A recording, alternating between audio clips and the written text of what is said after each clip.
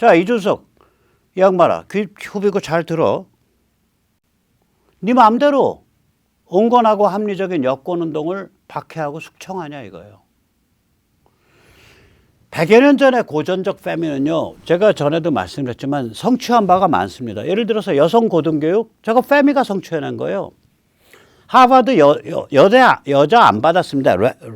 레틀리프인가 하는 보스턴에 있는 여자 단과대학이 있었는데 페미들이 계속해서 여성 받으라고 하니까 그 단과대학을 인수해가지고 여성대학으로 만들었죠. 옥스포드의 그 여성대학도 똑같아요. 여자 칼리지도. 그런 과정이에요. 따로 있었어요. 옥스포드 원래가 아니라. 그걸 인수해서 아마 이렇게 만드는 그런 걸 거예요. 제가 알기로 그래요. 여성 투표권 이거 고전적 페미가 관철해낸 거죠. 전 시간에 말씀드렸죠. 미국은 1920년 수정헌법 19차 수정헌법. 그 다음에 그러니까 수정헌법 19조. 그 다음에 영국은 1928년. 그래서 우리가 여성 투표권을 1948년 재헌의회 때부터 했으니까 우리가 영국 대비 20년밖에 안 늦었고요. 미국 대비 28년밖에 안 늦었어요. 왜냐? 바로 영미의 페미들 때문에 안 늦은 거예요. 피임, 산하 제한. 이거 페미들이 감옥 가면서 관철해낸 거예요. 그전에는 여자가 피임 도구를 찾거나 산하 제한 도구를 찾는 거는 음탕한 짓이라고 봤어요. 마치 이런 거랑 비슷해요. 요새로 치면 그 섹스샵에 성인용품 섹스샵에 여자들이 드나드는 것보다 더 음탕한 짓으로 봤어요. 그래서 처벌을 했었어요. 전에 제가 말씀드렸죠. 이 고전적 페미에서 이수정과 같은 양성평등, 투젠더 여권운동에 나온 거예요. 이 입장이 똑같아요. 고전적 페미랑. 이게 박선영이나 이수정 같은 사람이에요. 근데 이걸 적으로 돌려? 이준석, 당신 어머니가 투표한 게 고전적 페미 덕분이요. 당신 할머니 투표한 게. 근데 그걸 적으로 돌려? 당신은 어머니나 할머니 없이 아버지한테서 바로 태어났나? 그리스 아테네 여신처럼? 웃기는 자야 이거. 그래서 고전적 페미야말로 요즘 페미랑 철천지 원수 사이입니다. 사실은. 이수정 씨가 저기 공무원이라 안 싸울 거예요. 요즘 페미는요. 양성평등 얘기하면 일단 안 쳐요. 투젠더 얘기하면. 요즘 페미는 둘 중에 하나예요. 크게 보면. 하나는 뭐냐면 트랜스 배척 급진 페미, 트랜스 익스클루시브 레디컬 페미니스트. 이거는 남성을 증오하는 레즈비안 운동이에요. 남자는 하등 동물이고 그거 몰라 하룻밤 원나잇 스탠드 그냥 저기 변덕이 들어서 섹스하면 가끔 하면 할까 그건 섹스 대상도 안 돼. 이런 관점이에요. 살벌해요. 무슨 사이트가 다 이쪽이죠. 아시죠? 근데 재밌는 건 이 트랜스 배척 급진 페미 터프가 박근혜 대통령 탄핵 때 탄핵 비판을 같이 했어요. 그때 그 사람들이 내건 구호는 이거죠. 야, 그 좌파한테 한 얘기가. 야, 니들은 여성 비하하지 않으면은 박근혜 비판도 못하는 찌질이들이냐? 그냥 박근혜를 대통령으로서 비판해. 거기에 왜 여성을 끼어들어서 비판해? 왜 거기서 음부에서 박정희 대통령 머리를 띈 뱀이 기어 나오는 그런 찌질한 그림 그려서 그걸 비판해? 라고 용감하게 얘기한 건 터프였어요, 그때. 특이하죠? 그 다음에 이것과 완전히 다른 게 뭐냐면 이 성평등, 젠더평등 주장하고 엔젠더 주장하는 무한해체운동. 거기 언저리에 페미들이 놀아요. 그게 요즘 페미예요.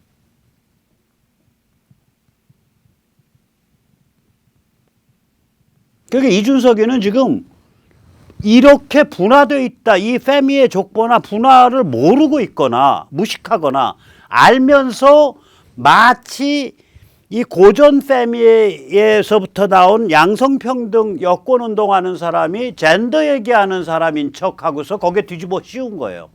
그러니까 무식하거나 사악하거나 무식하거나 악랄하거나 결과적으로는 어느 경우든 개또라이 남성 우월주의 폭도 두목이죠. 여기서 오늘 비밀 하나 말씀드리겠습니다. 우리의 건국 대통령 우남 이승만 엄청난 고전적 패미입니다. 하와이 한인교회가 무교파입니다. 하와이 한인교회 참 재밌게 생겼어요. 전면은 광화문 레플리카예요. 이게 1930년대에 지어졌는데 거기에 직각으로 길게 저 사진 가만히 보시면 길게 그 회당이 붙어 있어요.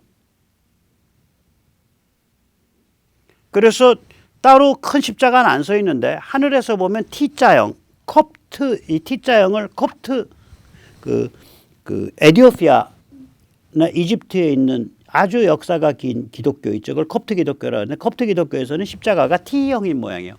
콥트 크로스예요. 콥트 십자가예요. 이게 하늘에서 보면. 저게 무교파예요. non-denominational이에요.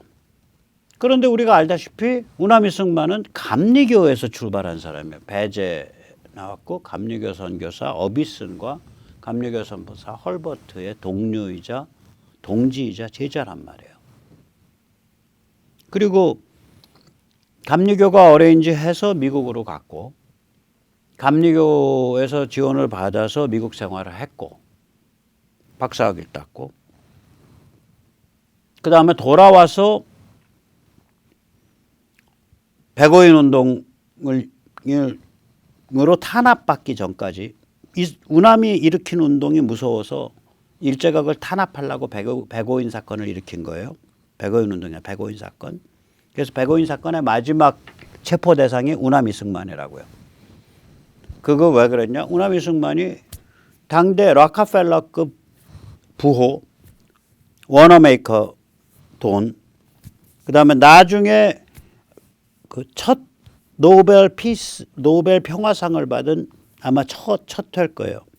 혹은 뭐 몇 번째 1946년인가 7년에 미국 시민운동의 아버지 존 머트의 YMCA 운동을 연결하고 거기에 존 머트의 오른팔인 플래처 브록만을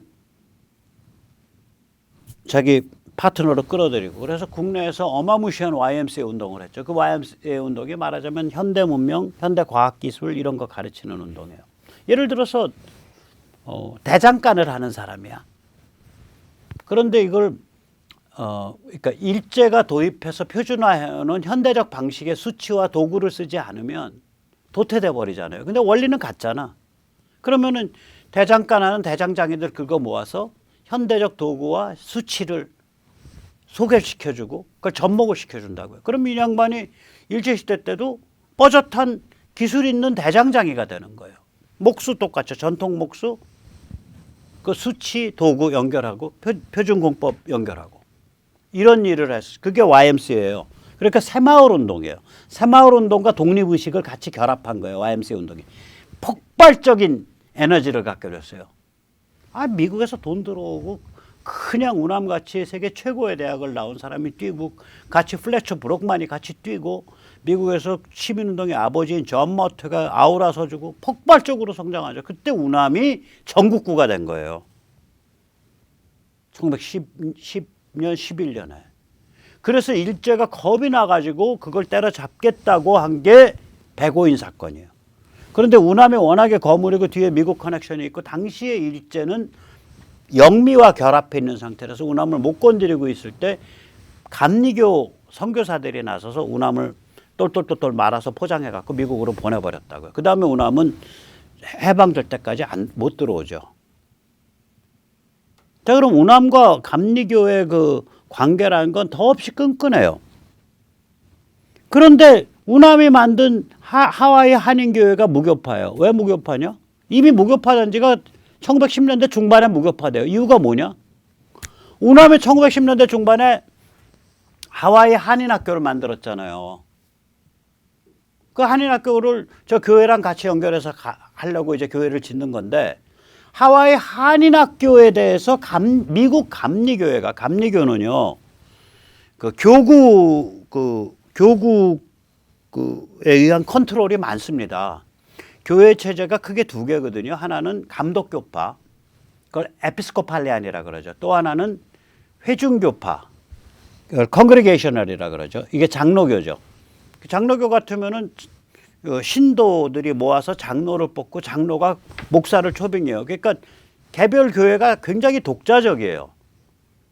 반면에 성공회나 캐톨릭이나 루터교는 교구를 나누고 짝짝짝짝짝짝짝 그 성직자를 파견을 한단 말이에요.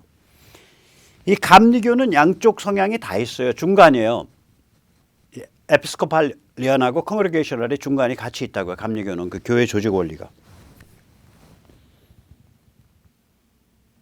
그래서 감리교 본부에서 야, 그 여학생 공업교육 시키지 마. 그거 안 좋은 거야. 그래갖고 대판 충돌이 일어나요. 그게 1913년, 4년, 5년 이때인데. 그래서 감리교랑 결별하게 됩니다. 아니, 감리교 교단이랑 끈끈한 관계를 맺고 있으면 계속 지원도 들어오고 계속 큰 울타리도 될 수 있는데 그걸 박차고 나왔다고요. 왜냐? 여학생한테 공업교육 시키겠다고. 엄청난 고전적 팸이에요.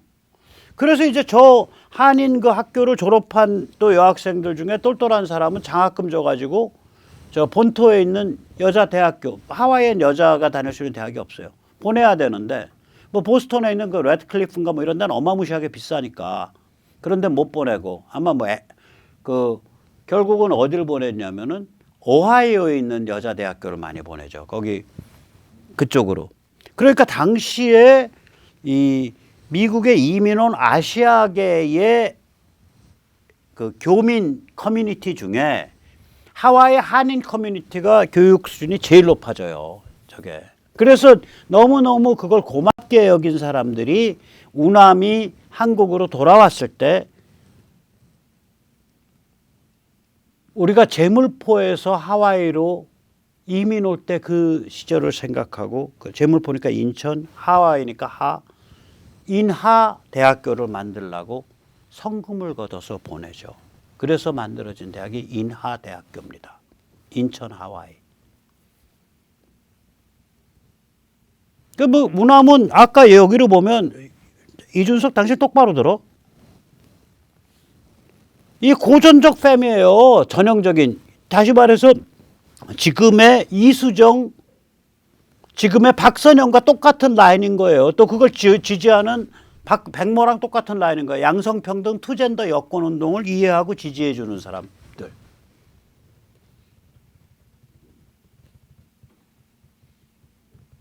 이거를 뭉뚱그려서 팸이라고 뭉뚱그려서 공격을 해. 그리고 그거는 당의 입장과 다릅니다. 왜 당은 왜 파는데? 네가 당이야? 네가 스탈린이야? 네가 레닌이야? 네가 마오쩌둥이야? 네가 김일성이야? 국민의힘이 네 주머니 속에 들어있는 장난감이냐 이준석? 아 흉악해요. 흉악해. 이준석의 흑역사를 좀 얘기할게요. 저게 무슨 뭐 꼭 동성애자들 사진 찍듯이 저게 무슨 야리꾸리한 그 홍대 앞에 아마 무슨 좀 고급진 노래방에서 저게 2012년 10월 사건인데 저 사진 찍은 사람 남자가 문제인 거예요. 김광진 81년생 19대 국회의원이었는데 민주당 비례대표 10번입니다. 자 보세요. 순천 출신인데 민주당 비례대표 10편 받으려면 그 당시면 30살에 운동권에서 어느 정도 족보인지 짐작이 가시죠. 무지하게 센 족보입니다. 저거. 족보가 세다 보니까 발언도 거침없어요. 아 제가 말이죠. 여자 후배도 껴안고 말이죠. 남자 후배 옷도 벗기고 했는데 생각해보면 그거 참 성희롱에 해당하는 그런 겁없는 행위였습니다. 뭐 이런 소리를 막 짓거리거나. 그래서 야 저거 성도착 아니냐 이래가지고 논란 붙은 적 있어요. 통진당이 해산된 다음에 2015년 8월 통진당 해산에 따라서 통진당 국회의원들 뭐 김머식이 뭐 이런 사람들 빠지다 날라갔죠. 그 날라간 왕년의 국회의원들 불러가지고 국회에서 기자회견을 주선했어요. 거기다가 좌충우돌 겁이 없어요. 메갈리아. 이게 아까 말한 터프입니다. 터프일 거예요. 성향이. 그러니까 남성 증오 레즈 운동 비슷한 거로 이어지는 트랜스 배척 급진 페미, 트랜스 익스클루시브 레디컬 페미니스트. 여길 또 옹호하는 페북글에 좋아요 눌러가지고 또 시비 일으키고요. 김재윤 얼마 전에 죽었을 때 이 사람 선거법 오지게 어겨가지고 아마 징역 3년에 벌금 수천만 원 받은 사람인데 이 사람이 1심에서 유죄가 났고 2심 재판관이 최재형이었다고요. 감사원장. 김재윤 씨가 숨졌을 때 그거 죽인 거 최재형이다는 식으로 글 써가지고 또 아니 1심에서 이미 유죄 난 사람이고 최재형은 2심인데 2심은 서류만 보는데 거의 그런 사람이에요. 2016년 테러방지법에서는 5시간 34분 동안 가장 악랄한 필리버스터를 했습니다. 따다다다다다다다. 자, 이런 자랑 죽고 못 사는 사진을 찍으면서 뭐라 그랬냐. 민주당 국회의원 1인과 새누리당 전직 비대위원 1인이 같이 노래를 부를 노래방 친구를 찾습니다. 지금 즉시 홍대 기억기억 여기로 오십시오. 이게 당신이 말하는 새 정치야? 이게 당신이 말하는 청년다운 정치야? 못된 짓만 배웠어요. 자, 한국이 어떻든 세계는 돌아갑니다. 지금 미국에서 굉장히 특이한 현상이 일어나고 있는데요. 미국의 미디어 지평이 좀 바뀔 수도 있지 않을까 이런 생각이 듭니다. 오늘 마지막 그 소식 전하겠습니다. 이 잭 도시 왼쪽 사람이죠. 이 사람 트위터 창업자고 대표이사고 가장 살벌한 빅테크 검열자죠. 트위터 검열을 진두지휘한 사람입니다. 잭 도시가 엊그저께 사임했습니다. 그리고 기술 담당 그 부사장이 대표이사로 올라섰습니다. 이게 의미심장해요. 이게 주주들이 계속해서 잭 도시한테 넌 물러나라 했다는 건데 잭 도시의 정치색이 문제가 됐을 겁니다. 주주들이 야 지금 정치 상황 보니까 급속하게 MTR 동맹, 마가 트럼피즘 공화 신주류 동맹이 이기고 있어. 너 이거 이러다가 작살나는 거야. 찍혀갖고 MTR한테 찍혀서 이제 반독 좀 두들겨 맞고 회사 작살나는 수 있어. 섹션 230 두들겨 맞고 너 좀 물러나야겠다. 페이스북 주주들은 안 그럴까요? 저 첫딱선이 없는 저커버그한테 너 좀 물러나야겠다 안 할까요? 빅텍이 눈치를 보기 시작하는 거예요. 제가 너무 김칫국 마시는지 몰라도 그런 느낌이 들어요. 뿐만 아닙니다. 디스커버리와 워너미디어가 50조짜리 합병을 했습니다. 이거는 내년 중반에 완료됩니다. 그러면 CNN을 누가 이끌게 되냐? 워너미디어가 이제 CNN을 가지고 있는데요. CNN하고 HBO, 홈박스 오피스 이런 걸 갖고 있죠. 워너미디어가. 이걸 누가 이끌게 되냐? 지금 디스커버리 CEO 데이브 자슬라브가 이끌린다고 말합니다. 그런데 데이브 자슬라브가 어저께 굉장히 의미심장한 발언을 했습니다. 특정 입장을 옹호하는 정파적 미디어와 뉴스 미디어가 있습니다. 미디어에는 정파적 미디어와 뉴스 미디어 두 종류가 있습니다. 저는 뉴스 미디어를 지향합니다. 반면 폭스는 정파적 미디어이죠. 이 정파적 미디어를 애드보카시 미디어라고 부릅니다. 애드보카시 미디어. 그러니까 여러 가지 그 이념적 정파성을 강하게 표방을 하면서 NGO랑도 연결 있고 막 이런 거예요. 이 말 가만히 행간을 보세요. CNN에서 색깔 확 빼가지고 제대로 된 뉴스 미디어 만들겠습니다. 이 소리예요.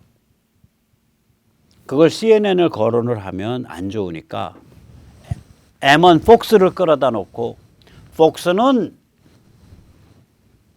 정파적 미디어죠. 저는 뉴스 미디어를 선호합니다. 뉴스 미디어로 만들어가야 된다고 생각합니다. 우리 CNN을. 그 얘기 무슨 얘기예요? CNN은 폭스보다 훨씬 더 정파적인 미디어거든요. 다시 말해서 CNN으로부터 정파 색깔 빼버리고 제대로 된 말하자면 중도적 혹은 이쪽 저쪽 왔다 갔다 하는 그런 뉴스 미디어로 만들겠다. 케이스 바이 케이스로 뭐 타락 리버럴 편도 들었다가 보수 편도 들었다가 왔다 갔다 하는 그런 뉴스 미디어 만들겠다. 이 소리예요 이게. 그럼 CNN이 그렇게 움직이면 조만간에 MSNBC, ABC, CBS도 따라오게 되죠. CNN이 제일 악랄한 타락 리버럴, 좌좀들의 정파적 미디어, 애드버커시 미디어이니까. 그래서 미국에 지금 아마 빅텍 미디어 지평, 또 빅 미디어 지평, 그러니까 뉴 미디어 지평, 올드 미디어 지평이 조금씩 바뀌는 조짐이 있다. 저는 그렇게 조심스럽게 희망사항을 말씀드리고 싶습니다. 자, 뭐 국힘 뭐 청년 대표라고 뽑아놨더니 쉰내나는 아재로 넘어가는 청년인데 저런 그 이상한 짓이나 하고 참 한심하죠. 저희 민초가 조직화돼야 됩니다. 그래서 처음에 그 무엇보다도 그 무결선거를 위해서 참관 감시를 위해서 www.mu선.kr로 조직화돼야 되고요. 두 번째 그 교육감 단일화를 위한 온라인 시민 경선단을 만들기 위해서 조직화돼야 되고요. www.mychoice.kr. 그리고 이제 세 번째는 335 모여서 국힘에 가입해서 평당원 네트워크를 만들어서 국힘을 밑에서부터 바꿔나가야 됩니다. 다시는 이준석이 같은 자가 나오지도 못하고 까불지도 못하도록. 네, 오늘까지 모시겠습니다. 감사합니다.